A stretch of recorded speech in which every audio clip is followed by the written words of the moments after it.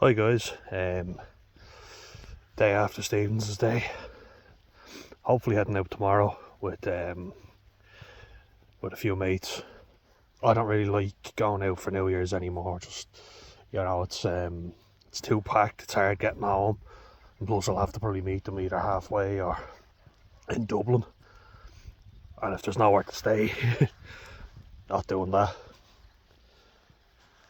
I made a video yesterday, which I haven't uploaded it yet, but I will send that on. Just the dog's barking, don't worry about that. But yeah, what I was talking about there was basically like the sense of identity, pride in your culture, and like the link between poor mental health and good mental health, like depending on what way you look at it. But the two are linked. I don't care what anyone says, and it's been shown. Like if you're told to suppress your culture and your pride in that, and you're told it's wrong, but you're also made to feel inferior to somebody else, it's bullshit, and it's gonna make you suffer. You're gonna feel like there's nothing to be proud of. I don't really want to shit all over the previous generations, but there's a lot of people who haven't instilled that sense of pride. Like, I'm not a psychiatrist. I'm just a mental health enthusiast, put it that way. So I've never diagnosed anyone or say anything like that, but as I say, just go from my own observations and speaking to people and the various therapies that I've done, and just fix that hat, it's annoying me. One moment please. There we go. But yeah, like, how are you supposed to feel good about yourself if you're just told everything you do is wrong inherently because you're Irish? Pretty much. Like, it's pretty stupid school systems from what I've seen.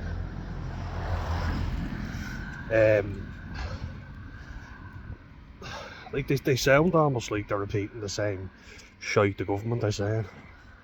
Completely, At least that was my experience.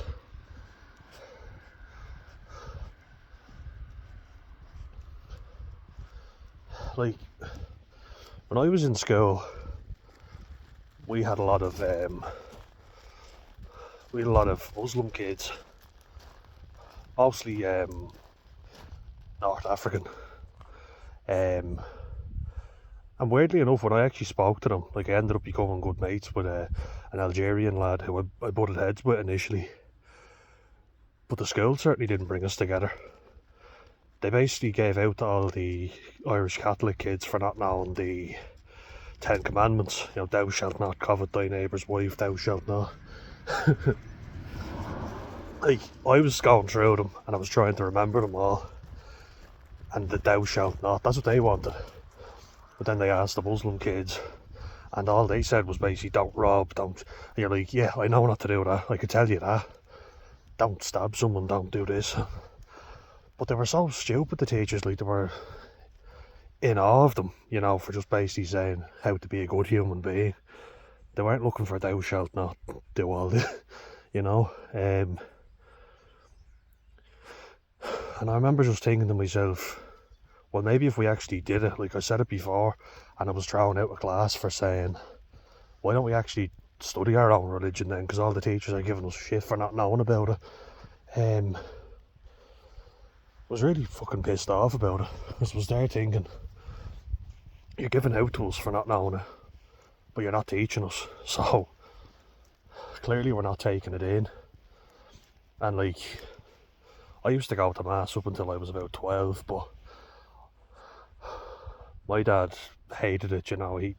He went the opposite way because he grew up in a very religious household, and there's the problem as well. Like, there's a whole host of reasons why, because it's not as if Ireland was perfect. It was very miserable. And we all know what the Catholic Church were up to.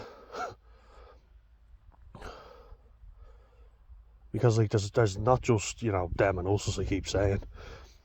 This isn't about an anti-immigrant rhetoric. No, I don't want it to be that. It's up to the adults to instill pride, and if they're not doing that, that's their fault. It's not the kids coming in from abroad. And I'm not trying to sound one way or the other. I'm trying to be non-biased, and I'm just giving my observation and my own life experience. So if anyone's telling me I'm wrong, or he's just seeing his friends, if anyone wants to tell me I'm wrong, no, this is what I've experienced, and it's how I felt. I was made to feel ashamed. When they said all these Muslim kids were great, they weren't. A lot of them used to rob Irish kids outside of the mosque. They'd gather together and they'd start intimidating Irish kids, and they'd rob them. You're thinking, that's a place of worship, your place of worship, and you're robbing people outside it. You're not wonderful. And like, as I say, I met a few of them, actually spoke to them, had a good laugh with a couple of them, but there were a few really bad eggs. And you're there going, you don't just get to say they're all good or they're all bad. In the same way you don't say Irish kids are all good or all bad. It's just wrong in every way.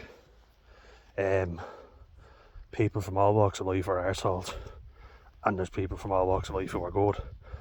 But you're creating a problem there if you're shaming all the Irish young fellas and saying you're all thick, you're all useless, you don't know anything about your culture. Well, fucking teach us. It's no wonder everyone's suffering from poor mental health.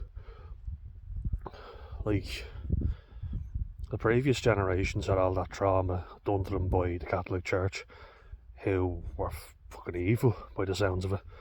Only talking to my dad about going to a Christian Brothers school and being like held up against the wall and punched, like hit. So you go from that to, oh, well, we're bringing in all these kids from abroad and they're much better than you. They don't take stuff for granted like you do. They're not entitled like you are. Yes, they are. A lot of them were entitled. A lot of them just expected to be given stuff. Like, they didn't have to do religion in school, but we did. And we learnt about their religion. You talk about assimilation. Where's the assimilation there? And we actually had a religion teacher say, no, everyone's doing religion. You don't just get to sit it out. Like, why do you just get to sit out and I have to learn about your religion?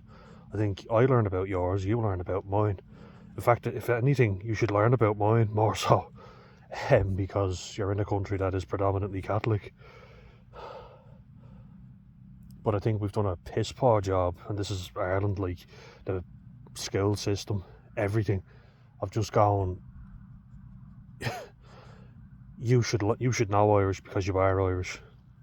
They taught Irish terribly. I think everyone would agree with that. It's not just speak it. And, like, did anyone see the movie Kneecap? Like, they're throwing words and go, fuck I'll Gilga and this, fuck off, fuck up, and all this stuff. Like, they're throwing in English words. And I actually love watching rugby on TG Car. Rugby Bio, Gramu Weentuck, great tackle. I learned what Gramu was, tackle, in Irish, because I learnt about it in watching rugby. Emma had the cussa off feet. So you learn all about that stuff. One moment there, guys. So like, you ever watch SpongeBob in Irish and he's roaring at Patrick, Padraig. The joys of TG Car.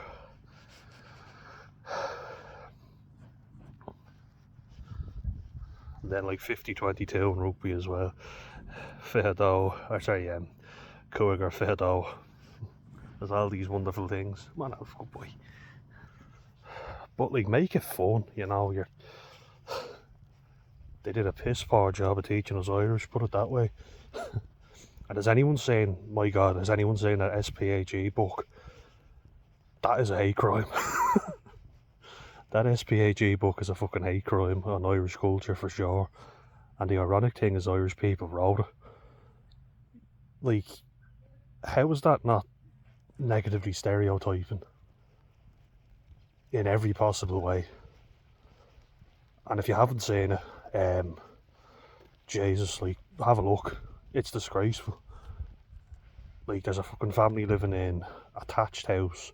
I mean, thatched houses do look nice, but you know, with the little stone wall, and like, you see them, and I think they're nice, but it's every stereotype under the sun.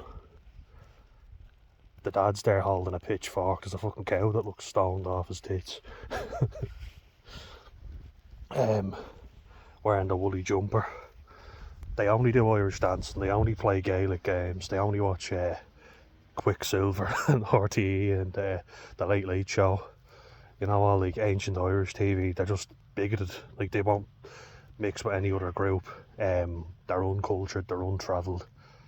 You know, they're imbeciles basically who refuse to accept anyone else into their lives who isn't of the same mindset as them. They only play Gaelic games, they only watch Irish TV, they only do Irish dancing.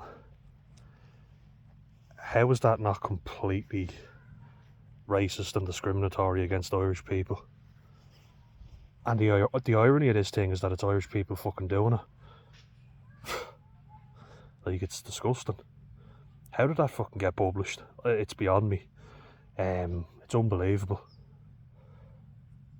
And then a child opens that, and not only are the Irish family bigoted, racist, uncultured, untravelled, then they show a mixed race family who are travelling abroad. They're well educated, they're cool, you know, they're trying loads of different foods, different things. It's fucking disgusting, really. Now, like, imagine an Irish kid opens that up. They're just going to think to themselves, should I be ashamed of my culture? Am I racist? Am I bigoted? Am I closed-minded? Am I unwilling to accept people from another culture? No, we are very fucking travelled. Yeah, there's a few idiots who will just hate people because they're not the same as them. Sure. As a whole, we are very accepting. I'm not having that. I don't buy that narrative that we're not welcoming. We're too welcoming, if anything. We're very easygoing people. Like, my mum travelled. She lived in Canada, she lived in Australia. She lived in England. Like, my dad lived in England as well. I've been to many different countries, and, you know, in my young life, we love travelling. And you see the amount of people abroad, like Argentina, New Zealand, America, Australia, even like the Caribbean. There's people with Irish surnames. There's black people with Irish surnames in the Caribbean. And not because we were fucking, slave owners or whatever. No, because we mingled. The people of Africa, they're of African descent and Irish descent. The second highest ethnicity after West African in Jamaica, I think, is Irish. Because the people are mixed race. So what does that tell you? We've obviously merged and mixed with a lot of different cultures. And I just think to myself, how dare they fucking say that, you know, and how dare they even publish it? It's fucking disgusting. And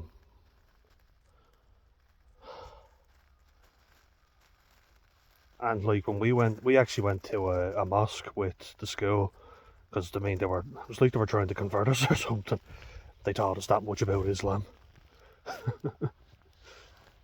You think it was grooming, like, for one of the terrorist organisations? Because they were teaching us that much, you know. Be careful about who I talk about on this, but you know what I mean. They brought us into the mosque, and as I say, I think it's good to teach people about other people's cultures. That's a great idea. It's brilliant. Even like have a day where if you've got foreign students, they can tell you about it. But we do that, and we did do it in school. but we never really do Irish culture. We never talked about it. The only thing we ever talk about is people in a fucking Angela's Ashes style house, miserable as fuck, you know, with the rain coming in the roof.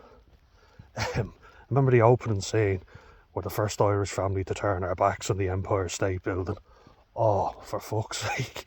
That's what Irish films are all like. All miserable. The family sitting around the fire, pissed drunk on poutine, singing Dolce Gabbana, Dolce Gabbana. That's what it sounds like sometimes. You ever hear that and it sounds like Dolce Gabbana? Dolce Gabbana. And like there's lots of happy Irish songs, there's lots of happy things about Irish culture. All we ever see is the miserable side of it. Like in English class, anyone remember the poetry we had to fucking do? Sylvia Plath sticking her head in the oven. Elizabeth Bishop talking about alcoholism. Paul Durkin talking about playing Mullingar Mental Asylum in a game of Ga. It's like, what the fuck? And it was vital that we learned the miserable backstory. And then we did Gavin the Kathleen Maud in Irish. Like, look, God loved the woman, but you were talking about people's mental health being bad, and we're learning about mentally ill people in poetry in English, and then in Irish we're learning about a woman dying of cancer. As I say, God love her, but it's tragic, like, it's miserable to listen to. And she's plenty of other poems that are more upbeat, but all we did was the most miserable one, where she's coming to terms with the fact that she's going to die. My heart goes out to her, but it's going to get in on you when that's all you're doing is the miserable stuff. You never do anything positive or upbeat. And then, like, as I say, like, talking about my own family, there was nothing really upbeat. Like, my dad turned the other way against Irish culture, and it was all building sites and drinking with him. And you know, he grew up in a very poverty-stricken household, and it was like, you know, you get an idea of just how bad it was for him. I'll say my heart goes out to him. My mum grew up in a better household, you know, more money there. But yeah, like, certainly don't. Having the tricolour outside your house was always seen as a scummy thing to do. It's a bad thing, and it shouldn't be. It's not a bad thing. Like, it's not a bad thing, you know, but it's always just seen as a... And they love saying it now, the far right shit that they're going on with. But they love saying that if you have Celtic tattoos, you know, they're seen as more of a scummy thing, and my own family have said that. My mum says it all the time, like, when you see a tricolour in an area, get the hell out. That sounds like Protestants up north. But there's another one, listening to Kneecap talking. They just feel like they were abandoned, you know, the Irish Catholics in the north of Ireland. We did, like, in fairness, we did fucking abandon them. Nobody helped them out. Everybody just said it's not my problem. But then, with the Ukrainians coming over, that's our problem. With people from other countries, when there's people on our own island suffering, and we just go, fuck them, not our problem.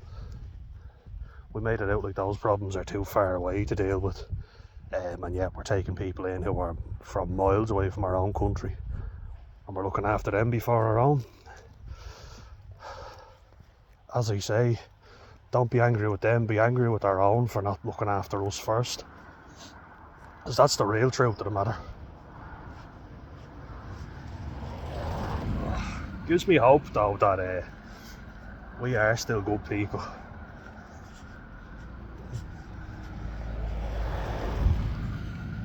And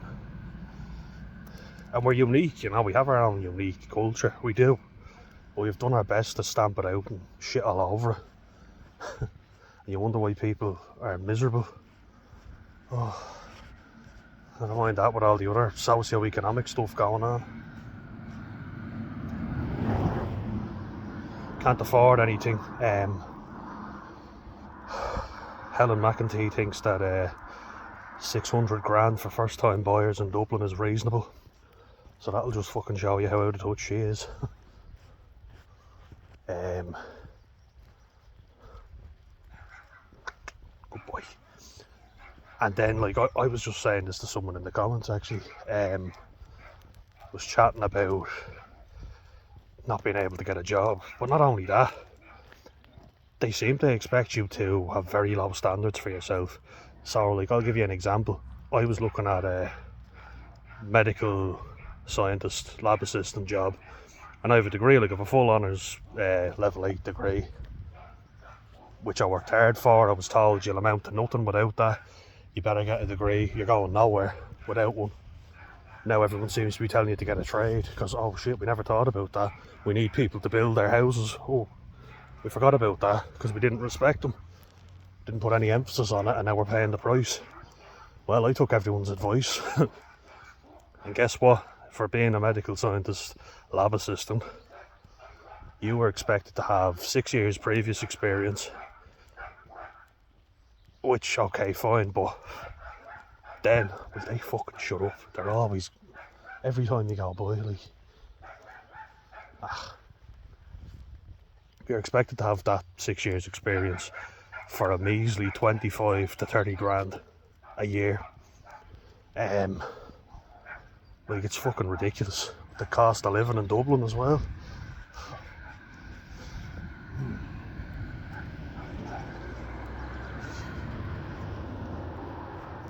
Like, that's disgraceful, you know. That's nothing to live off. And they basically seem to give you the bare minimum, like, you know, oh, you've enough to pay your rent and your bills and all. What am I going to eat though?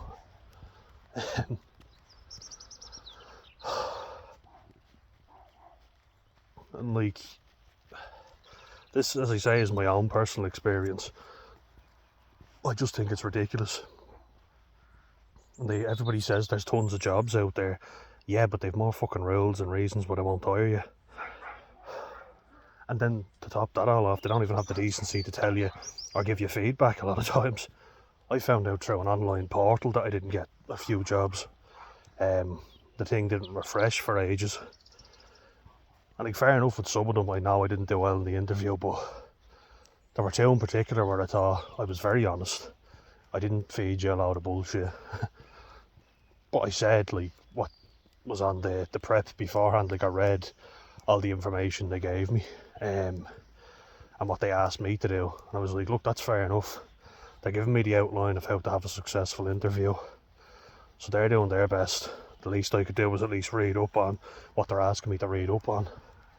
That's completely fair.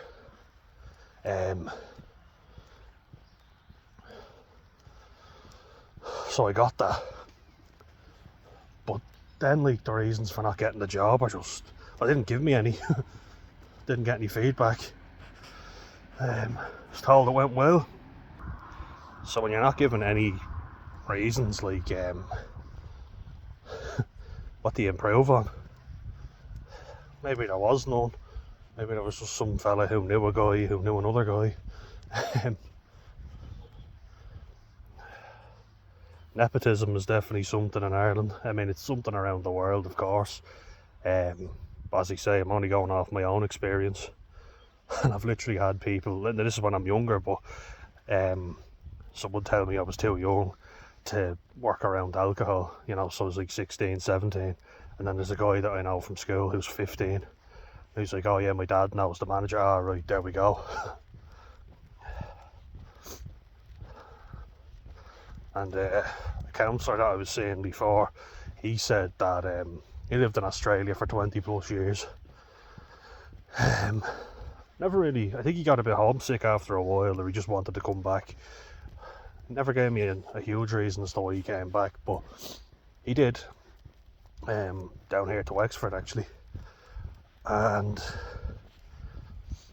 he just said he forgot how inefficient that, well, he didn't forget, he assumed it was just because it was back in the day, you know, like, getting a loan for a house was ridiculously difficult. But then he was chatting to some fella as he was walking out, and then the fella he was dealing with in the bank was like, "Oh, you know him? Oh yeah, we'll fast track." And it's like, okay, so you're gonna fast track because I know one of your mates. There is a tendency to do that as well. But yeah, to kind of summarise what I've been talking about so far, you shame people about their own culture. People of your culture are shaming you. It's not as if somebody else is saying it. It's your own people are saying it to you. Older people, you know. It's no surprise why people have shame. They're ashamed to be patriotic. And then you hear this bollocks as well of, oh, sure, weren't we welcomed in everywhere? Have you done your fucking history? Ever hear of coffin ships? Irish people were basically ripped off going abroad to America by wealthy boat owners who had a shitty boat that they wanted to get rid of. Do your research. They knew the thing was fucked and probably wouldn't even make it to shore. They could rip people off and then they could cash out on the insurance. Meanwhile, people were dying of starvation and all sorts of illnesses. So do your fucking research. We weren't welcomed anywhere, and then when we got there, we were attacked and robbed. Which is why I guess the people who did go abroad, the Irish people, are considered tough because they had to be to survive. You know, the same way like the Italians or the Jewish people would have done. You know, when you're discriminated against and attacked, you've got to be tough to survive. Also explains why there were mobs, because they had to form gangs to survive. Ever see Gangs of New York? Some of the Irish accents in that now are very questionable. But yeah, then just kind of discussing sort of a general attitude. Like when I was playing rugby, what I observed was, and I had actually in the comment section, which I'm going to review fully, I'm going to go through every question as I was talking about, but what I had someone say was he asked for a promotion and he was just told, know your place, you know, and then he went abroad and he was appreciated more for the work he was doing. So you have to go abroad to get appreciated as an Irish person, as I was saying there. Seems to be the only way. But there's this real attitude of, oh, don't show any pride. And that we have, you know, pride is one of the 7 deadly sins. Irish people have definitely fucking gone above and beyond with that. Like, just from what I observed in rugby terms, because I use that a lot, but it was basically, if someone played for Leinster or they went to a private school and they played senior cup, and when they were playing in their team, you didn't, like, they were really good, say playing for the likes of Blackrock, Belvedere, one of the top schools, St Michael's and Clongowes, and it's tough, like it is tough playing them because they're all so well drilled. But I always think to myself, how you know a truly gifted player is how they play when they're not in a great team. I just remember the arrogance of some of these fellas. And as I said before, met a lot of great lads who were sound. And I feel bad because I judged them. And that's the thing, you can judge a fella from a private school. You might not think you can. I had a preconceived notion that, oh, they're all going to be knobheads, and not the case at all. So many nice guys. But I think the environment they're in is more the problem. They're basically told they're better than everybody. The coaches are more the issue, I think. And now they have an incentive to do it because in these schools they're paid to do that. But, and this is the problem in the school I was in, but they really shat all over us. Remember before, like, apart from obviously shitting all over us and telling us the Muslim lads were all way better than we were, we had this big dumper truck of a man. Loved him, you know, a big Munster man. He was our rugby coach. He was a big, you know, tight head prop, old school Tipperary lad. It was a good laugh, you know, but he'd always go, "You big girls, you look at all you, the biggest girl in the team." And he used to call me that to kind of piss me off, to get me to play better. And I loved him, like, he thought he was great, but He'd like stand on your toes in the line out and stuff like that to try and rile you up. But then in the game before, he gave out to me for just hitting people hard in the tackle, roughing people up, you know, like not taking shit, not taking a backward step. He was like, I don't like that, carry on, cut it out. I thought the lad shoved me, or, you know, just hit him hard in the tackle. There's one like kind of like a karate move where a lad went to, you know, hand me off like to the chest, and I grabbed his wrist and flung him over my head any way I could, just to get him down.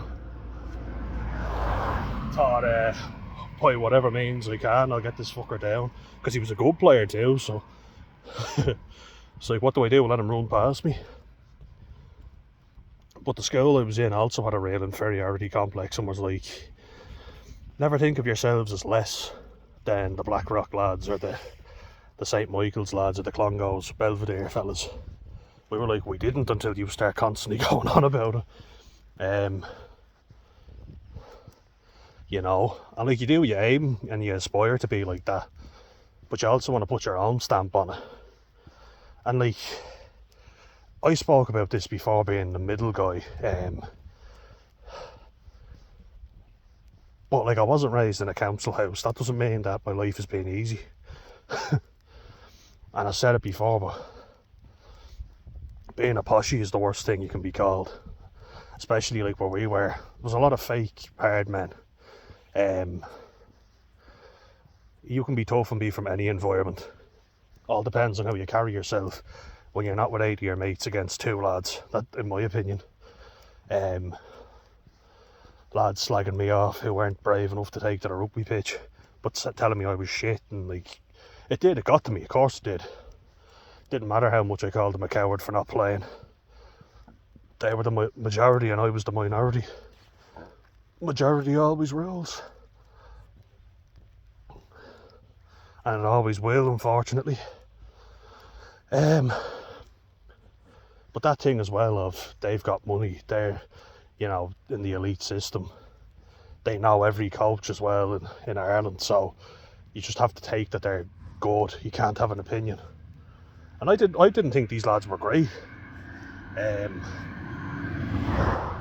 lot of them, I was just there thinking there were better players in their team. I didn't even know which ones were Leinster players with some of the lads.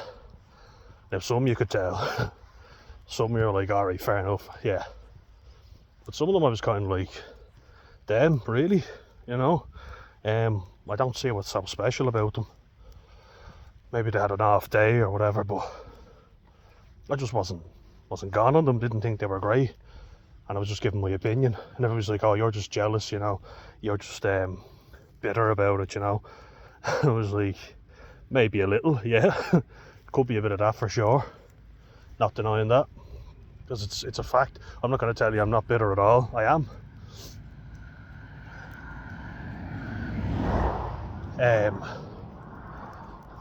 But that was another thing, like basically a coach telling me, rather than helping me out, goes, know your place, you're not that good. And then giving out to my dad at my brother's parent-teacher meeting. My dad came home and was like, who was this prick? Like, it was like, I'm not here for that son, I'm here for the other one.